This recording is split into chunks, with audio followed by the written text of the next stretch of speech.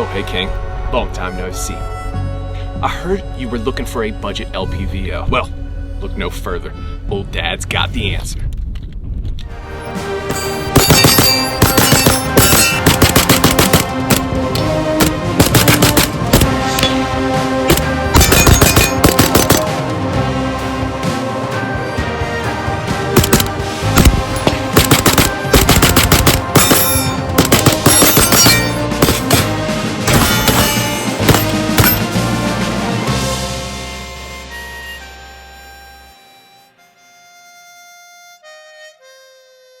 JDs and Lettleman, we are back. Back on our bullshit, baby. The series finale of Budget LPVO Battle Royale. Guys, this has been so much fun. I'm so excited to deliver you guys this final episode and compare them all head to head. But first, guys, I gotta talk about my homies here at the channel.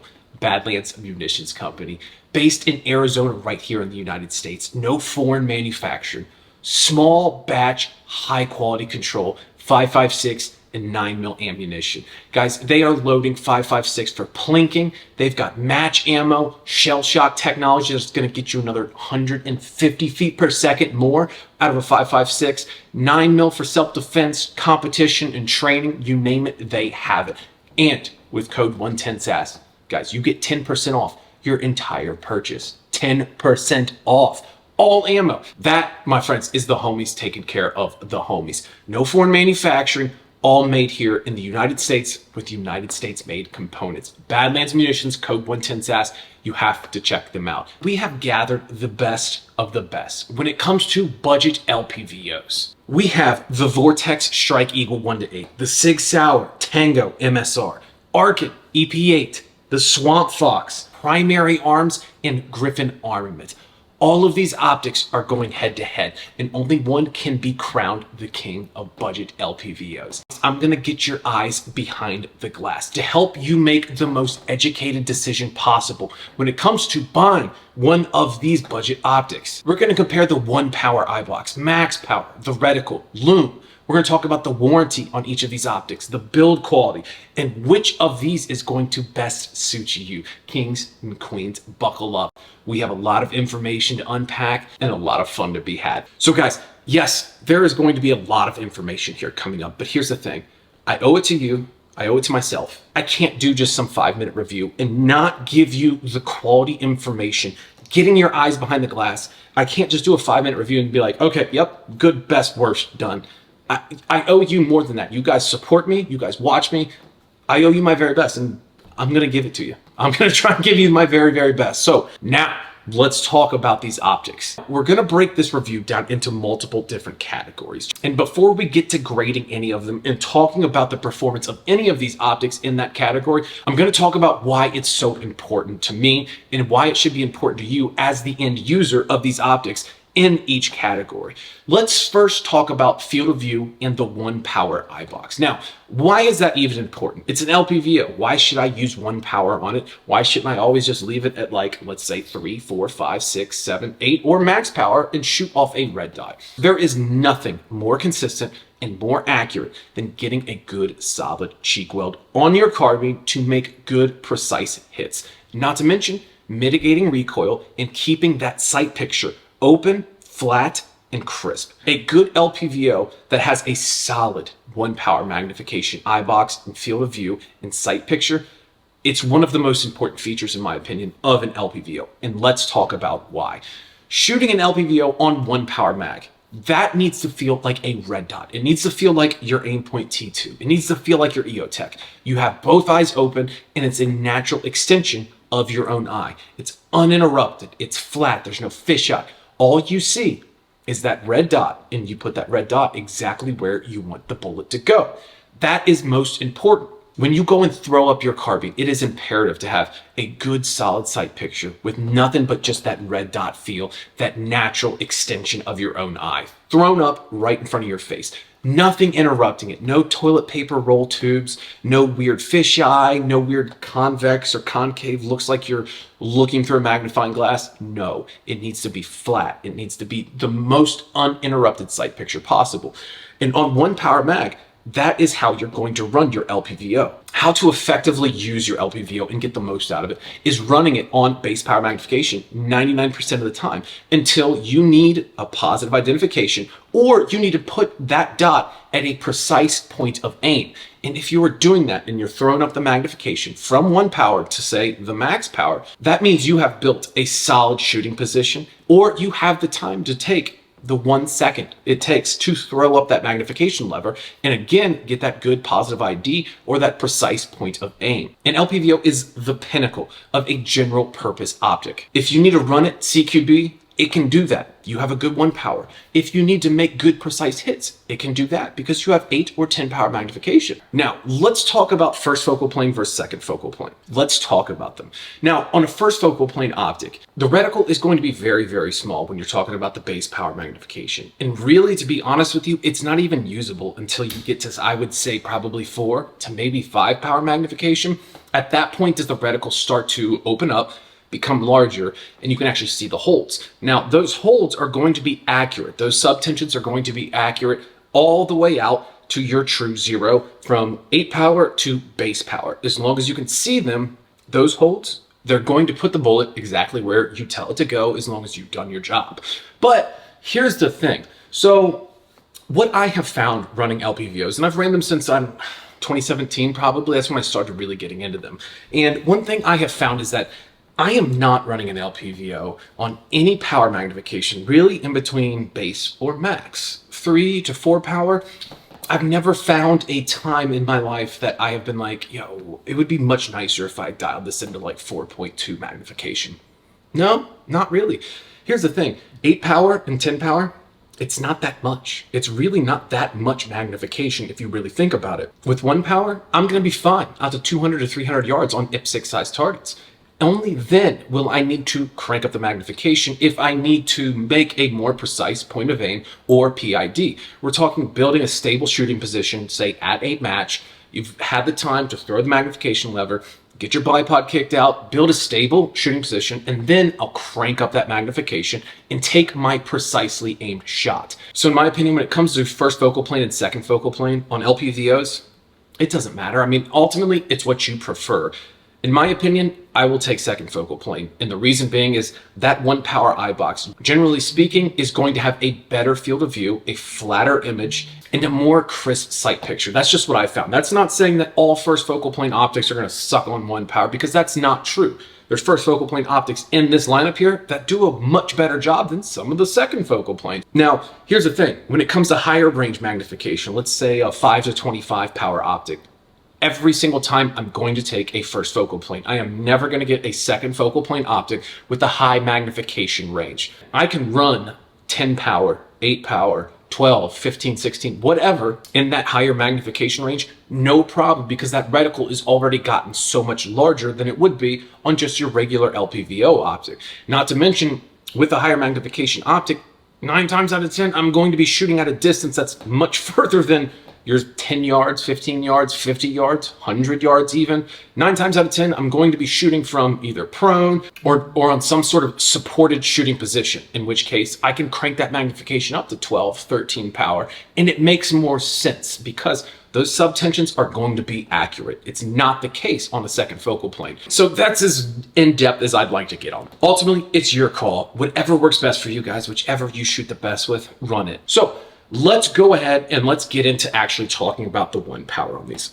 Let's start with the Sig. The Sig, I feel like it does a very fair job on the 1 power. We have a relatively wide field of view. It's a little lacking. It's definitely not the largest in the lineup, but it's acceptable. The glass, it's pretty flat. Not a ton of fisheye, but it's definitely prevalent there around the edges. It's bright and it's crisp. I think that for the Sig, and especially for the price range, yeah, it's very acceptable. I think they did a pretty good job on that.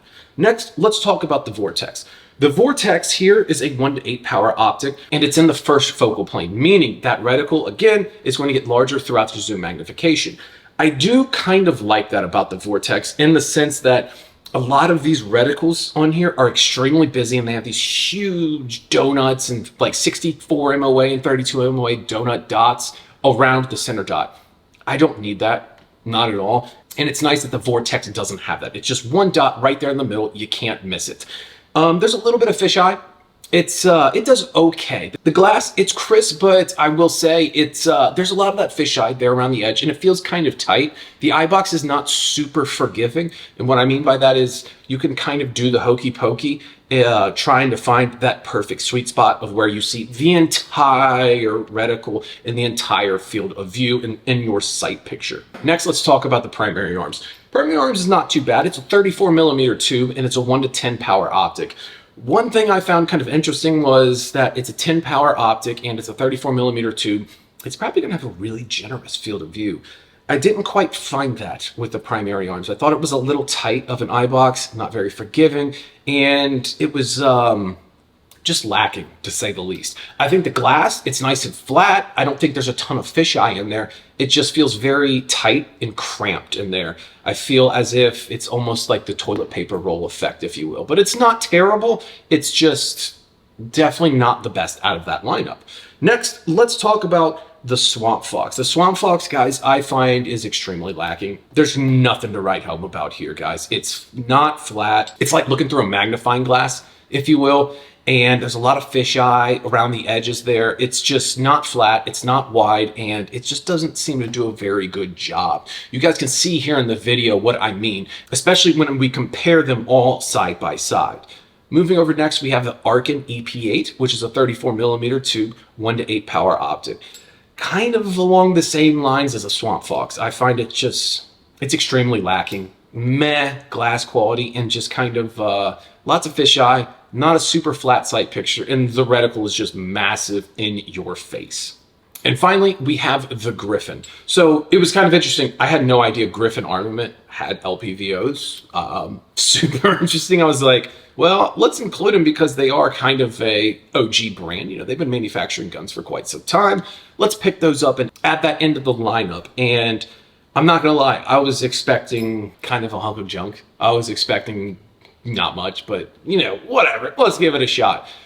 I will say this, I am so blown away by the 1-power eye box on this Griffin LPVO. So it's a 34mm tube, it's a 1-to-10 power. So we have the 10 power magnification, which is nice because that's one of the higher ranges, but that 1 power, my goodness gracious.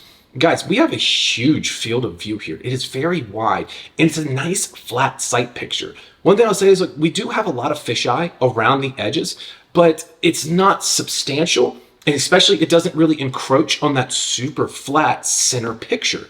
It's just very, very flat. If I had to say, it's a very good extension of your own eye. It's not too busy of a reticle that's getting in the way of your performance shooting. It's just, boom, it's right there. And it's a very forgiving eye box too as well. So guys, let's go ahead and rate these optics from 1 to 6. So I would say, starting at the bottom, we have the SWAMPFOX, guys. It's, I'm not gonna call it miserable, but man, it's just very, very lacking. Lots of fisheye, not a flat sight picture, ridiculously huge donut dot there in the middle, and it's just a very tight and cramped eye box. It feels like I'm looking through a toilet paper roll, if you will. So that's gonna be at number 6. At number 5, we have the Arken. To be quite frank with you, I think these are almost identical in comparison on that 1 power, except the Arken has a little less of that massive, huge reticle donut thing. And to be honest with you, that huge donut that is on that SWAMPFOX, it's only useful within, like, I would say 10 yards. Anything out past that, it's like a complete waste. It's swallowing the whole world, how big it is. So it's, the Arken, I think, is gonna take a step above that, because I feel they are so similar in 1 power, but the reticle on the Arken doesn't impede on my field of view and vision and sight picture. So number 5, we have the Arken. Moving up to number 4, this was a tough one. So I'm thinking the primary arms. And here's the reason why. The primary arms has a pretty decent and flat sight picture on it. It's not bad at all. There is some fisheye around the edges, but what I found so bad about the primary arms of 1 power is that it's an extremely tight eye box. It's not very forgiving. If you don't have a real solid, consistent cheek weld, when you pop up and drive your carbine, you're kind of going to fight for that sight picture and, you know, do the whole, white guy dance, you know, where you just kind of bob your head like, yeah. Yeah, that's what you're going to do with this thing. And I don't really appreciate it or enjoy it.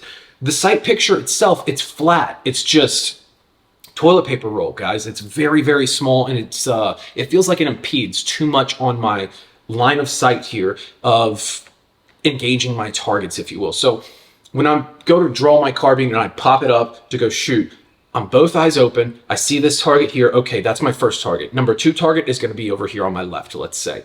I drive up, shoot that target. I see my impacts, like, okay, we're good, we're on it. At that point in time, I'm already looking for the next opportunity. I'm looking for the next target of opportunity. It's this thing right over here. It's this C-zone IPSC, let's say. I am shooting that guy, and I'm already scanning and finding this dude here. Like, okay, time to go do this one now. I'm looking, I'm driving that carbine over. I'm not following my sight picture over. I'm like, yep, that's the one, bang, bang, bang. Okay, cool. When it comes to the primary arms, unfortunately, it's just such a tight eye box that it impedes on that ability to make good performance shots in dynamic shooting situations. So number 4, we're gonna have the primary arms. Let's talk about number 3. Now, once we get to these top 3, I really feel like these are all very useful and very solid optics, especially considering the price. So here at number 3, we're gonna do the Vortex. The Vortex, it's pretty solid. And what's cool about Vortex too is it's probably the most battle-proof and combat tested out of all of these things. Vortex has been doing some work overseas with SF dudes for quite some time. Super neat. The performance of the Vortex, however, is definitely not the number 1 spot. We do have a pretty flat sight picture. It's tight and it's a little cramped. I don't think it excels at 1 power. It's very useful. It's solid, but it's just not number 1. I think if you got this one, you won't be disappointed with it at all. It's just, there's better ones out there, if that makes any sense. So number 3, you have the Vortex.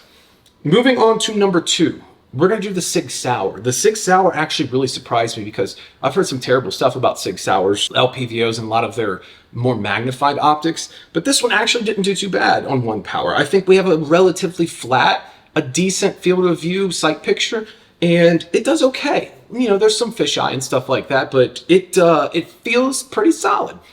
At number 1, we definitely have to do the Griffin. The Griffin Armament, I couldn't believe it. Like, here's the thing, you guys know how I did the LPVO battle royales of all of the high tier optics. We had some like $4,000 optics in there. The Schmidt-Bender Dual CC, Callus, Night Force, Leupold. We had all of the big names in there. All of them right like $2,500 to $4,000. And it absolutely blew me away, this Griffin on the 1 power, how awesome it was. It is super flat, very, very flat. It's like looking out your back door versus like looking through that magnifying glass. There's none of that fisheye effect. That fisheye effect, it is there around the edges, but it's not impeding on that mid-sight picture there. I think they just did a killer job. Not to mention, it's very forgiving. So if you go and you pop your carbine out and you don't get that consistent cheek weld that you're always used to, for whatever reason, it happens the best of. So you throw your gun out and you're like, oh, gotta adjust.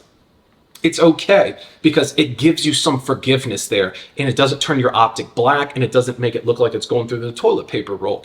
It's a very forgiving eye box.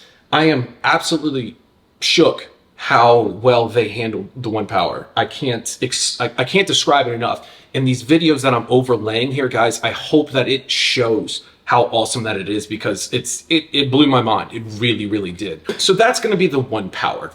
Next, let's talk about warranty. Warranty is very important. So these optics, yes, they are more budget friendly, but they certainly aren't cheap. $500 is, yeah, it's $500 any way that you look at it. It's not crazy expensive, but it's also not crazy cheap. You're not going to be on that ramen noodle diet, but you know, at the same time, like, it's like, $500, give it a shot. So here's the thing. When it comes to warranty, it's so important that a manufacturer is going to stand behind their optics, stand behind the product that they put their brand on. So it's important to talk about. And I want to talk about starting with the Vortex. Vortex is going to be just the most incredible warranty process out there, period. End of story. You drop this thing, take a little tactical tumble, if you will, and you bend this thing in half. They're going to cover it. You're going to get a new optic if they can't repair it. If you yeet this thing off a cliff, you're going to get a new optic. They're going to take care of it. That is just phenomenal. 5 years, 10 years down the road, if the turrets quit tracking, they're skipping or something like that, they're going to take care of it. They're probably just going to send you a brand new one from their brand new lineup if this is discontinued. Like, that's dope. That's incredible to stand behind your optics that hard. Here's the thing. You are paying for that warranty, though. You need to make that very clear. They're not just out here like doing that for like, yeah, we're just going to take care of the homies. They are taking care of the homies, but you are also paying for it. So let's just say, for instance, this optic retails for $500 and they have $100 in all of their COGS, their cost of goods sold. So they own this thing for $100 before it goes to any distributor, retail storefront, wherever you buy it from. Anything they sell over that, that's considered your net profit. So keep in mind that, yes, warranties are fantastic. A lot of these have really solid warranties on them, but you are paying for them. It's in the price. So Vortex, solid, very, very solid.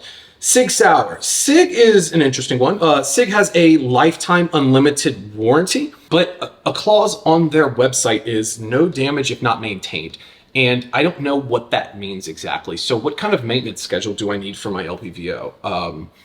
Do I need to like send it in every so often and have it checked out? Do I need to change oil in it? Do I need to rotate the tires? Like, I don't know what that means necessarily. So I'm thinking this is left up to interpretation, and I'm sure they're not like, you know, leaving this super gray because they want to screw over their customers. I don't think that's the case at all, but it does leave a little bit up to interpretation. And I think probably along the lines of something like, yeah, we don't want to pay for the dudes who use this as a hammer. And that's just not a winning strategy. You know, if I use this thing as a hammer, I shouldn't get my product warranty.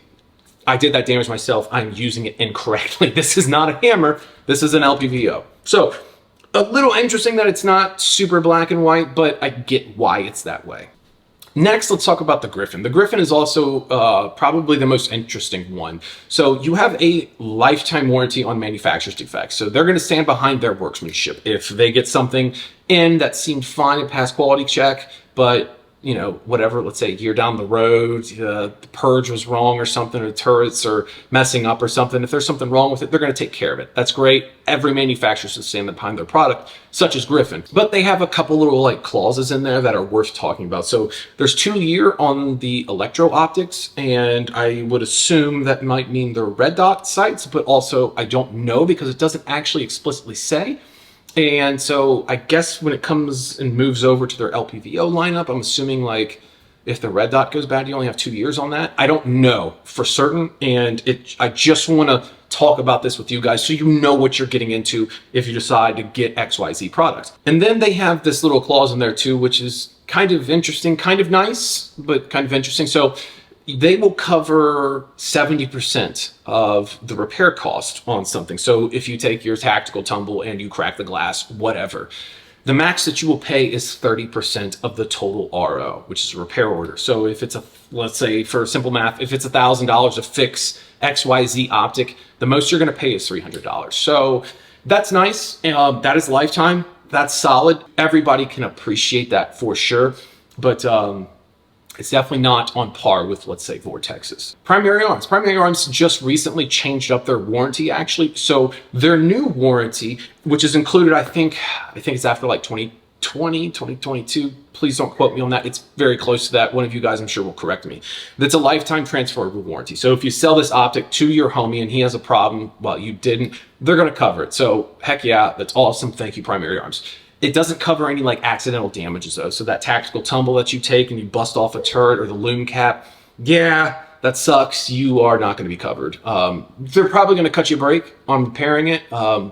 Or if you have to replace it, I'm sure they'll hook you up on price. But yeah, it's a little tough. I get it though. If you have an accident, like why should I pay for your silliness? Hey, listen, man, I'm sorry. I'm just not the most agile dude. Sometimes I like to fall over. My bad. But honestly, it's still a solid warranty. There's nothing wrong with it. It's just something I want to cover on each one of these guys. Next, we have the SWAMPFOX. SWAMPFOX is standing behind it. They have a lifetime warranty on all manufacturer defects and also damage as well. So that's super solid. You fall, you break it, you're covered. That's good. SWAMPFOX stand behind the product. That's good. That's solid. Arken has a lifetime transferable warranty on there, so super solid there. The only thing I'll say is that they do have this little clause that's kind of gray, in my opinion. It says if it fails to perform, they'll cover it, but if it doesn't fail to perform, I don't know what that means exactly. It's a little gray, a lot left up to interpretation. I'm sure they're not doing that to like, yeah, we're just gonna hide behind this. I don't think that's the case. I don't think any of these manufacturers are gonna be out there directly ripping off their customers when it comes to warranty work, but it does leave a little gray area, so it's not black and white, unlike Vortex, for instance. So I don't know. I don't know exactly what that means. I'm sure you can call them, and again, they're probably going to take care of you. They're not going to rip you off or whatever, but it's just, again, something that we have to talk about. So when it comes to warranties, guys, this is all straight up just objective information here that you can find on their websites. When it comes to the warranties, obviously Vortex is just knocking it out of the park. It's the industry gold standard, if you will. There's not many companies, one, who can afford to do that, or two, even willing to do that. So props to Vortex. The rest of them, they're all very solid warranties in my opinion, but unfortunately when it comes to that, Vortex is just, yeah, they're doing it, bro. They're doing it. So let's move on to the next segment. I want to talk about Lume for a second. And here's the thing with Lume. So you have your red dot in the very center of the optic, okay? The desert guys, you're really going to appreciate a good, highly illuminated optic. Because, hey, let's face it, if it's super bright out, you want to be able to see your dot. Pretty important. I'm going to say, yeah, it's pretty important. Now, here's the thing. Some of them do the better. Some of them are just plain weird and god-awful. So let's start with Vortex. Vortex has a very bright, very solid red dot. You have a couple different night vision settings on there, so if you guys, with your nods, if you want to use it with that, you absolutely can. Me personally, I am not using an LPVO to passively aim. I'm just going to piggyback 12 o'clock and RMR and passively aim with that. I don't want to get super in depth with that, but essentially we want to use our illuminators, white lights, IR, as minimally as possible, because here's the deal. A lot of bad guys now have night vision capabilities, and you can't just go lassoing in, telling everybody exactly where you're at in order to be able to see. This is where thermal's kind of coming in. So that's me. I'm gonna use a piggyback 12 o'clock RMR. That's me. But if you can get behind it, absolutely do it. Do your thing, King. If it works for you, send it. Vortex, solid. Good brightness, good settings. Very well done. Primary arms. I am not gonna lie. I have never in my life, ever in my life, seen a more bright red dot on any optic ever than the primary arms. This thing is nuclear. It's straight up nuclear bright. Like when I crank this thing up on max, it does not matter if I'm looking directly into the sun or whatever. It can legitimately, like, I don't know if it's actually out there doing this. This is completely unfounded, but it might be damaging your retina. I have no idea because it is so bright. It is kind of cool. I'm not gonna lie. I've never seen an LPVO have that bright of a lume. So, but here's the thing. If you don't want that crazy nuclear bright, yeah, just back it down and it's more than fine. I like it that it's there and available in the most adverse conditions than not to have it at all. So primary arms, I have no idea what you're doing, but wild. Very cool. Next is Sig. Sig does a pretty fair job. It's got a good color to it. It's a little orangish, and it's fairly bright. It's got your night vision settings on it too as well, so you're going to be fine. I think you desert guys will be more than fine with this. It gets a little dim, but it's definitely not the worst out of the lineup. So it's very sufficient, and it's going to service you just fine. Next is SWAMPFOX. SWAMPFOX has a very interesting little thing here. Everything is illuminated, which is fine, whatever. SWAMPFOX has a pretty decent one. I will say that it's a little lacking. It's not god awful, but it's going to be serviceable. I think on the brightest of brightest days, you should still be able to find that dot there in the center, but it could use just a little more crank up, you know, it could use just a touch more oomph behind it. Next is going to be the Griffin. So we have the circle around the very center dot, which I do like. I think that's pretty solid. One thing I'll say is that for how good the one power is, it is just as bad in lume. It's really dark. It's not the most impressive lume. It's a terrible color. I find it's hard to find a good contrast. I feel like it doesn't contrast very well. Like sandy kind of environments and stuff, it just doesn't contrast super well with that. And then finally, Arken. Arken, yeah, not bad. They do okay. Nothing to write home about. So let's go ahead and start at number 6. At number 6, definitely the Griffin Armament. You desert guys, I think, are probably going to struggle with this one. I think it's just rough. But the saving grace of it is that it is second focal plane. So you have that etched reticle nice and large. You won't miss it. You have the circle around the center dot. So I find that actually I'm okay with it. I can use it without any loom whatsoever. However, we need to talk about the loom because it's really bad. The loom is, I'm not going to say non-existent, but if it's not like in the evening or the morning, it's kind of hard to pick up. So that has definitely got to be at number 6. Next we have the Arken. Arken is just it's pretty bad too. It's a terrible orange color. It's not bright at all. It's just very lacking. I think you desert guys are probably going to struggle to find this one too as well. Adverse conditions are not going to be your friend for this one. Moving up to SWAMPFOX, I feel like it's the identical thing as Arken. The performance and brightness and tone, color, and contrast, I think is almost identical. The only thing about SWAMPFOX is I kind of like the center dot better than Arken's. Even though you have that massive donut around it, it's okay, but it's just, yeah, I feel as far as actual brightness and contrast, it's right there on par with Arken. Next, moving up, we got Sig. So this one's pretty decent. It's coming in at number 3, so it's right there at that mid-level. You're not going to love it, but you're not going to hate it. That's pretty much it. Like, that's all I can really say about it. Moving up to number 2 and number 1. These were very difficult because you have nuclear bright of primary arms, which is, I can't get over. It's super cool. It's so bright. Like, it's, whoa. I don't think I could ever really use it on max power. And then you have Vortex. Vortex is a very good red. And I feel that it contrasts better in all of the adverse conditions than the actual primary arms dot does. Not to mention, I feel like it's just slightly more crisp. There's a little less of that starburst effect. Both of these are fantastic. Actually, I like the loom on both of these. They're super solid. Whether you're in the desert, the darkest of dark, the brightest of bright, whatever, I think you're going to be solid with either one of them. I just prefer, I think, the color and the contrast on the Vortex versus the actual primary arms. So we're going to put Vortex at number 1 and we're going to put primary arms at number 2. Now, moving on to the reticle. The reticle is obviously a very important thing. Now, when it comes to low-powered variable optics, these are a general-purpose carbine optic. It is the pinnacle of a general-purpose carbine optic. I need to be able to use this thing from 0 yards all the way up to whatever, 500, 600 yards to pretty much the max effective range of whatever I'm shooting, whatever carbine I decide to run. So I feel like we need a very solid reticle because here's the thing.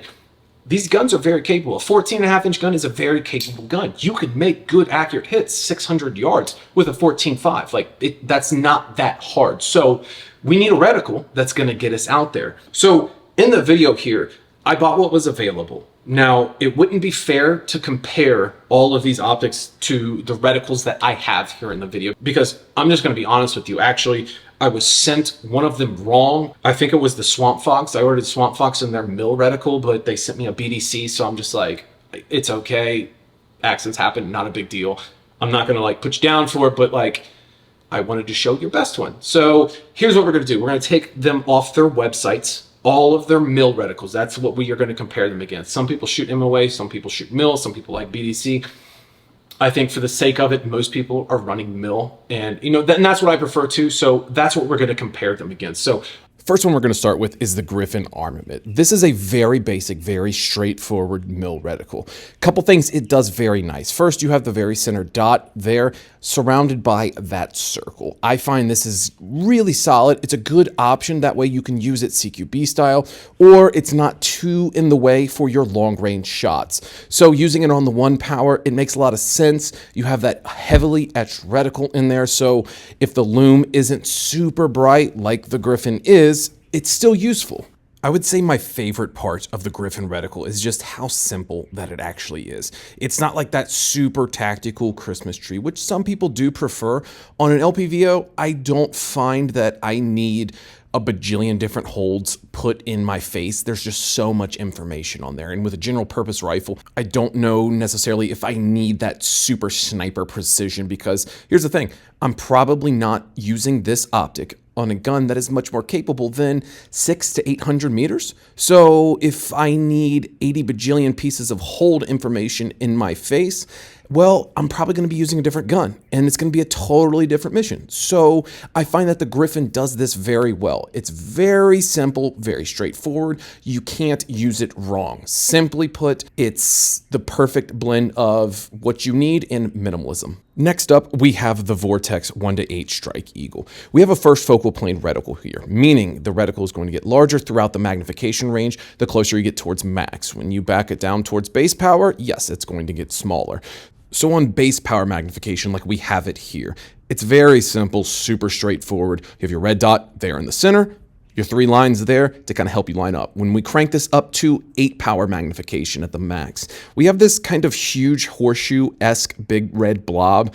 I feel that that kind of is a little impeding on my field of view. It's not the end of the world, but it could be a little better, but it has to be that way because, again, it's a first focal plane reticle, and you wouldn't be able to see any part of your dot on base power. However, unfortunately, with the Vortex, you are going to get a BDC reticle. Unfortunately, they don't offer anything in mil, and it's going to be MOA. So you see your subtensions there explained at the bottom.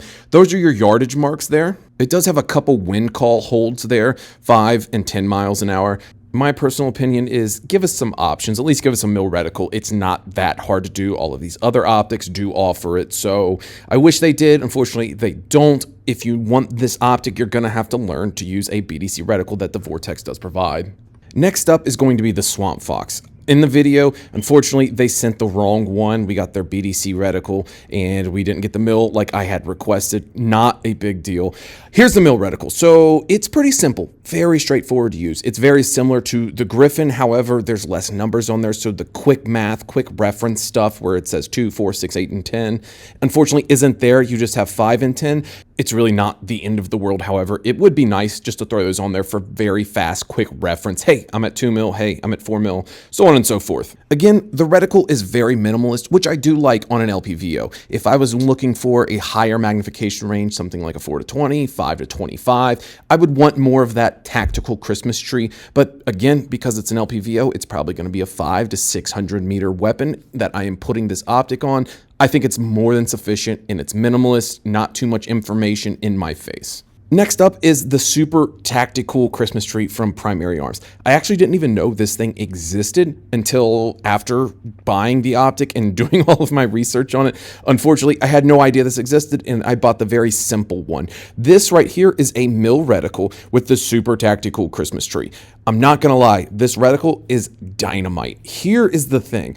The Primary Arms is a 1 to 10, and it's the second focal plane. So all of that salt and pepper that you see in the reticle is going to be up in your face regardless of the magnification range. But I do want to add that that reticle right there, that very tactical Christmas tree, is almost exclusive to optics that cost $1,500, $2,000 and up. They are doing this in a $450 optic. That's super impressive. One could, however, argue that you don't need all of that information on a 500 to 600 meter platform, but if it's there, go ahead and use it. This reticle, for the price range, I'm not gonna lie, is just outstanding. Very well done, Primary Arms. Next up is Arken. Arken is another BDC style reticle. What does that mean? Ballistic drop compensator. So all of those numbers you see there aren't mil holds, they aren't MOA holds, it's yardage marks. And unfortunately, when it comes to a BDC, not all BDCs are going to be made the same. Here's the thing, that BDC is only going to be accurate to which the platform it was tested on and designed around. So let's just say, for instance, this is an 18-inch Mark 12. If this is accurate for an 18-inch Mark 12, it is not going to be accurate for a 14.5 5.56 gun or an 11.5-inch 5.56 gun, and vice versa. So unfortunately, they make these BDCs one size fits all, but technically one size fits one and one size fits none of the others. I don't prefer this reticle at all. In fact, actually, I kind of despise it. It's like a weird zipper there. Yes, you can kind of measure and range with the reticle, but yes, it's nice that you can range with the reticle, but again, I just carry a laser rangefinder with me whenever I'm shooting anything precision or I'm just stepping out with a firearm. If BDC reticles are your jam, I think you might like this, but even then, I don't think it's the best BDC reticle in the lineup. And unfortunately, this is all they have to offer. They don't do a mil reticle in the EP8. Next up is Sig Sauer, another reticle that's only offered in MOA. Unfortunately, a lot of these cheaper optics aren't offered in mil, and I'm not entirely sure why. I would assume maybe people who aren't spending a ton of money on optics aren't looking at the high-end optics or kind of wanting to go a budget route. Maybe know MOA better? I don't know. I don't know the science behind it, guys, but this is it. This is all you get. So you get an MOA reticle. I did find a picture here that gives you some conversions from MOA to mil. So if you can go ahead and remember those, that's great. But unfortunately, all of the turrets are going to be in MOA, so you have to convert that too as well. Unfortunately, again, this is all they have to offer. I don't understand why they don't offer two different ones, but one positive thing I can say is with that conversion table there, if you can remember those and keep those in your mind, the reticle itself is not that bad. Being an MOA-based reticle, I find that it's nice, it's minimalist, you have your holds there. It's solid if you shoot MOA. Okay, so let's go ahead and get down to rating these things. Starting at the number 6 spot, I'm going to go ahead and select the Arken. The Arken isn't necessarily a bad BDC reticle, but I don't think it's a great one either. I think it's just the enough amount of information that it feels wrong, and it's this weird zipper process. I just don't prefer it. Give us a mil reticle, or if we're going to do MOA or some sort of BDC, make it a little bit more clean cut. So we're going to put the Arken there at number 6. Coming in at number 5, this was a little bit difficult because I feel it was going to be in between Sig and Vortex. I am ultimately going to go with a Sig Sauer, and they're very, very similar in size, very, very similar in information, but there's no numbers on the Sig like there is on the Vortex, and that makes it just a touch easier to go ahead and get your quick references up. So at number 5, we're going to go the Sig. At number 4, we're going to go with the Vortex. Now we get into the very simple, very minimalist, clean-cut reticles. At number 3, we're going to go ahead and go with that SWAMPFOX. The SWAMPFOX is nice. It's minimalist. There's not a ton of information in your face. It's simple, and it's just clean. I do like it, and I think it's a solid mil reticle. Now, the number 2 and number 1. This one's going to be difficult, and ultimately, it's going to be what you, the end user, is going to prefer. If you want that super cool tactical Christmas tree with all the information on there, you're going to go with the primary arms. If you want a more minimalist style reticle on your LPVO, you're going to go with the Griffin. Here is my take on these. When it comes, again, to an LPVO, it's a general purpose rifle. It's a 500 to 600 meter max effective weapon platform.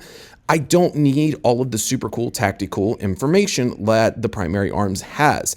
I'm glad that it's there. I'm glad that we have that opportunity to buy that optic, but for me personally, I'm just going to go with the Griffin because, again, it's super clean, it's simple, and it's just minimalist. It's perfect for running and gunning, but also if you need to place a precision aimed shot, you can do that too. If you prefer that tactical Christmas tree, go ahead and get the primary arms. If you prefer minimalist, get the Griffin. Those two can be open to interpretation. My personal opinion, I'm going to put the Griffin at number 1 because it's simple and it's clean cut, and the primary arms at number 2. If, again, you prefer that super cool tactical Christmas tree, grab the primary arms. Okay, guys, now the very final comparison part. Let's talk about max power here. Max power is obviously going to be very important because this is where you're going to take your precision point of aimed shots and making your PIDs. What makes a great optic on max power magnification is 1, not getting too dark, 2, your field of view, and 3, of course, how crisp that glass actually is. So we're going to do a quick rundown of these here. These are screenshots. They are unfiltered, unedited. This is exactly how I see them through my optics. Starting with the Griffin here. The Griffin, this is 10 power magnification. So we've got an extra 2 zooms. It is a little bit darker than the rest of the lineup at 10 power magnification, but that's because it's 10 power. A lot of the other optics in this lineup are 8 power. So yes, there's going to be a little bit of trade-off there, but the important thing is how much trade-off. The Griffin, it's fairly bright. We do have a very flat sight picture, very crisp glass. Light transmission isn't the best, but if you back it out to 8 power mag, like the rest of them, it's much brighter. So here it is on 10 power because we have to talk about max. Now here's the Vortex 1 to 8 power Strike Eagle. Pretty clean glass. Also, good light transmission as well. Not too fuzzy around the edges. Solid. Up next is the primary arms 1 to 10 power. We definitely can see how it gets a little bit darker on that 10 power, but it does fairly well at light transmission on that max there. The only complaint I have is field of view. It definitely kind of feels a little bit of that toilet paper roll effect, if you will, but it's still solid. Next, we have the Sig Sauer 1 to 8 Tango. This one actually really surprised me on max power. Very clean, very crispy glass, good light transmission, and also really good color. If you look at the edges surrounding the optic and what's not inside of it, I should say, looks like it's almost brighter. That's solid. That does a very good job.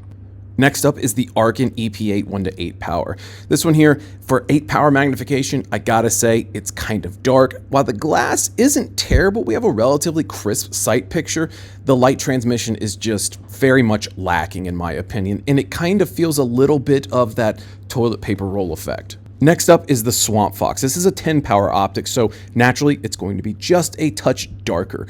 Unfortunately, I feel it's actually a little too dark. Not to mention we have lost a significant amount of field of view. But again, that's the nature of the beast when you're talking higher magnification range. We have to talk about it objectively, and objectively, it's dark, small field of view, lots of fisheye. The glass, in my opinion, wasn't super crisp, but it's not bad. Okay, so let's put these guys all head to head here on max power. Now, first thing you're gonna notice, one in the very bottom right is much brighter than the rest of them. That's the Sig Sauer. The light transmission on that optic is very impressive. It's one thing that really stood out amongst the rest. If you noticed on the rest of them, here, they're all kind of the same color, kind of the same light transmission. If you look in the bottom left, we do have that SWAMPFOX 10 power that's much darker than the rest of them. The other four, the Vortex, Griffin, primary arms, and Arken, seem to have roughly the same light transmission and the same color to them.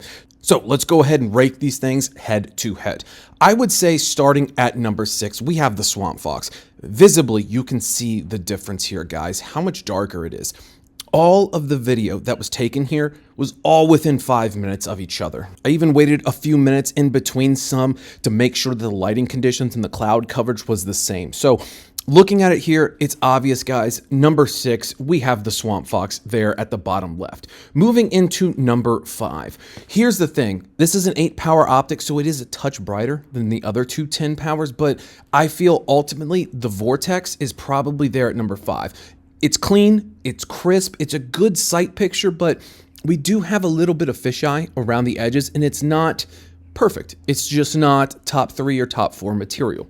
Moving to number 4, I think we have the Arken. The Arken there at the bottom middle, it's clean, it's crisp, but it doesn't have the same field of view as the rest of the 8 powers do. I think that it's a little bit darker. It's a little obstructed around the edges. It's solid, but it's not fantastic. Now, moving up to number 3.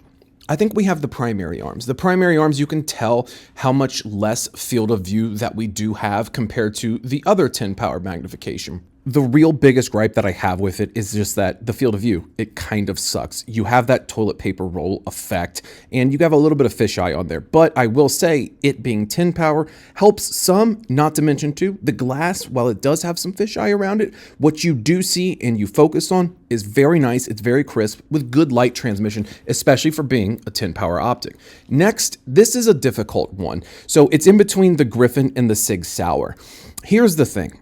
Because the Griffin armament is 10 power and it's around the same brightness and light transmission levels as the rest of the lineup, I'm gonna have to put that at number 1 because we have the extra 2 zooms. Not to mention the field of view. It's solid, especially for being a 10 power. It's a good, solid, flat sight picture there and good color, crispy glass.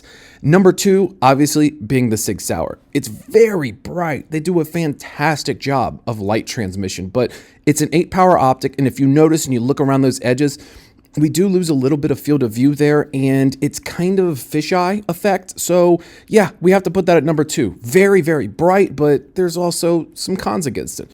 Okay, guys, so I feel that we have covered these very well. We've gone really in depth. We've got your eyes behind the glass on each one of these optics, and we've compared them all head to head, whether it's field of view, the max power, base power, everything that makes one of these budget LPVOs great, we've covered it. So now, guys, it's time. It's time to declare a winner. So let's start at the bottom here. I would say these bottom three, number 4, 5, and 6. I personally, I would never buy these optics. I don't think that these optics are a solid choice, especially considering what we can possibly get for this exact same amount of money. So at the very bottom, number 6, I'm going to go with the Arken. And here's the deal.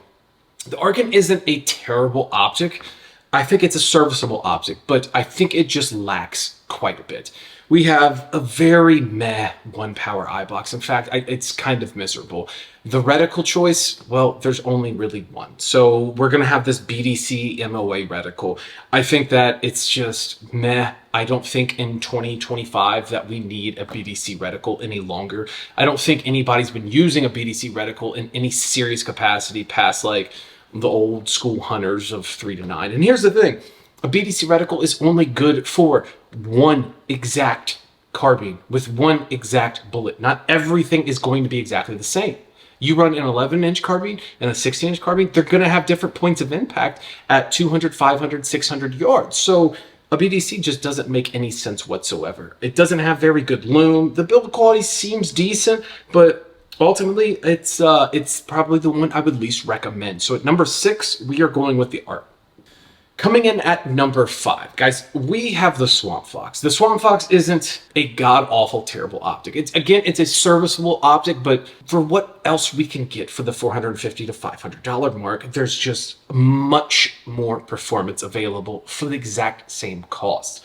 The SWAMPFOX, it does have the option for a very decent reticle. In fact, it's the one I tried to buy, but they sent the wrong one. And hey, things happen. Not the end of the world. Not holding that against them whatsoever.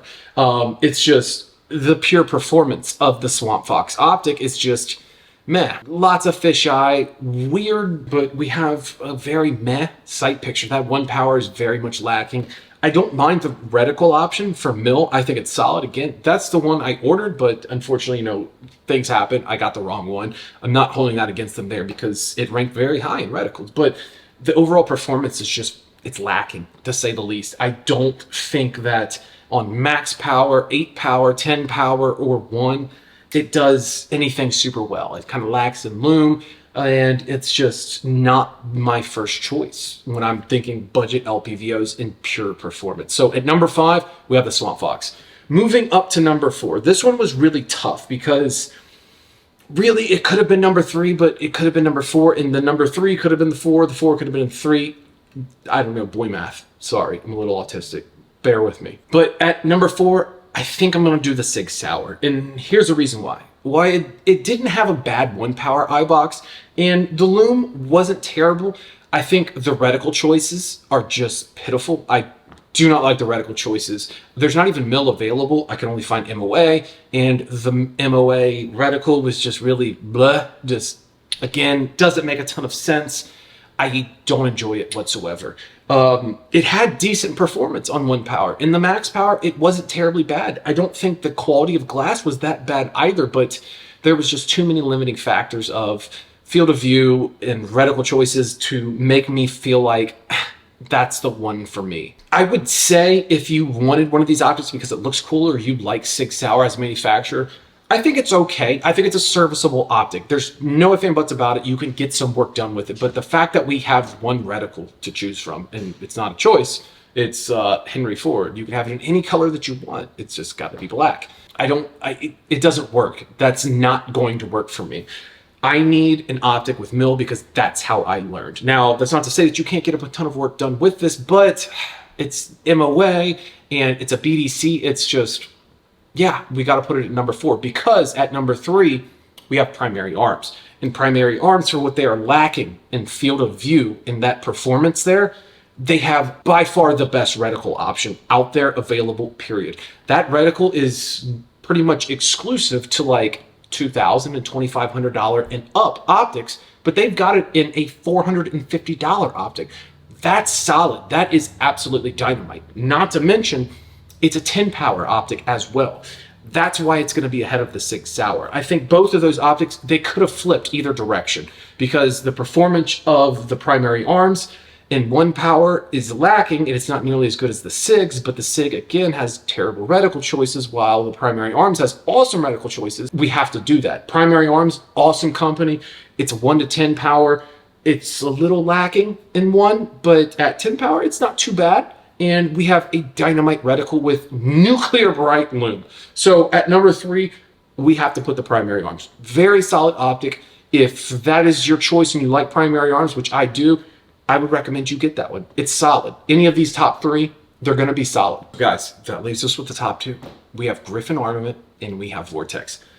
I am not going to lie. Before this video, if you would have told me that the top 2 optics in this whole budget review would have been Vortex and Griffin Armament, I would have told you you're crazy, because I just wouldn't have believed it. Vortex gets so much crap for being whatever, garbage, trash, blah, blah, blah, blah, blah, blah, blah, whatever.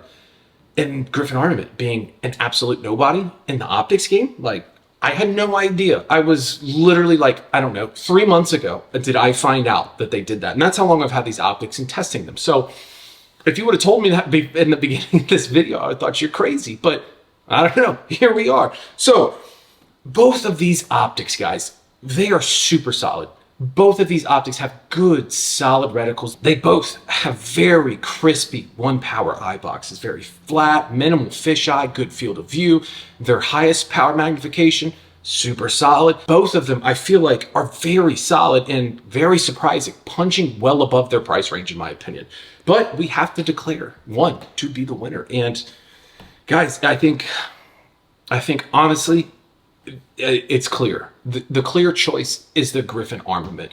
And let me tell you why. Guys, this thing is just, I can't stress it enough how much this thing impressed me.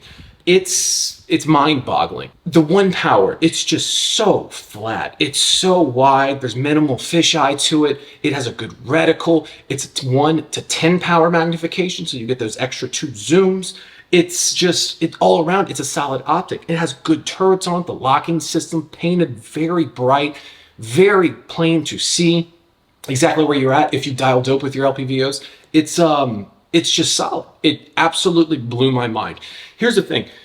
If you would have told me that this optic costs $1,500 after looking through it and shooting through it and not knowing anything about it, if this was like some experimental optic and they're thinking about bringing it to market and they'd be like, what do you think the price range of this optic would be without knowing it? And if they asked me that, I legitimately would have said $1,499. I think that if they charge $1,500 for this optic, I believe it. And here's the thing. I pay it probably. I mean, like, no, it's tough to say that knowing that it's only $450, but bro, like, it's all there. The proof is in the pudding. Like, look at these sight picture, putting them up face to face against each one of these, and it's so plain and such a concise winner. It's mind-boggling. The only real gripes that I have with the Griffin is it gets a little dark at 10 power magnification, but here's the thing. It's 10 power magnification. Like, it's going to get darker at that max magnification than a little bit of the rest of them because it's 10 power versus 8. Here's what my only suggestion to the Griffin Armament would be. I would say brighten up that loom and make it a 1 to 8. Think about the extra field of view you could get with taking away 2 power magnification. If that was a 1 to 8 power optic with that performance, a significant world of difference in brightness. If they made that thing a 1 to 8 and they said they were going to charge $17.99 for this optic, I'd believe that, because here's the thing. I think it's worth it. I think it would be worth that. It's very rare that I am thoroughly impressed by a piece of gear or a piece of kit. I've had so many different optics, so many different guns over the past couple of years that, like, none of them really stand out much. And when they do, I'm going to tell you about it. And that Griffin, it's crazy. If you're looking for a solid budget optic, the Griffin Armament is just dynamite. It's truly dynamite. Now let's talk about the Vortex coming in at number 2. Another optic that just blew me away. My experience with a Vortex Strike Eagle was 0 before this video. And I kind of thought going into this that I probably wasn't going to like it. And that's a personal problem. I really should go into these a little bit more unbiased. But here's the thing. At the end of it, I came out unbiased because this thing is at number 2. It is a phenomenal optic. Yeah, it doesn't have the field of view as the Griffin does. It's not as wide, but it's nice. It's flat. It doesn't feel super constrictive. It doesn't feel like I'm looking through that toilet paper roll. You have good quality loom on it, and it's a decent reticle on it. The glass, it's crispy, and you have a dynamite warranty. it's a no-brainer. And not to mention too, again, SF dudes have been using this optic, bro, like doing work with it. So that's super cool. Like, it feels, if you told, here's the thing with Vortex though, is that they have their 1-6 in the Razor lineup, which is a really good optic. If you're looking for something like that, that's a solid optic, because you can find those just about all day, right around like $1,200. Sometimes you find them used for like under $1,000. Aces, that's money. But knowing that, it's hard to say that this competes against that optic in price range. So I feel like performance-wise with this optic here, I think it's like an $800 optic in my opinion. I think it's just, it's punching well above its price range and it's doing great work. Same thing with the primary arms. I think the primary arms is also punching above its price range. I think they could get by charging $800. I'm thankful they don't. I'm very glad that they are putting optics in people's hands that are quality, that aren't complete garbage, for a good price, because ultimately I think they could charge more for them, and I'm glad they don't. Please don't get any bright ideas. We're hurting out here, Linda. This economy is rough on us. Anyway, so guys, I think we have a wrap on LPVO budget battle royale. Guys, I cannot thank you enough for sticking with me through this. I know this was a ton of information to pump into your brains here and everything, but I owed it to you guys. I owed it to myself.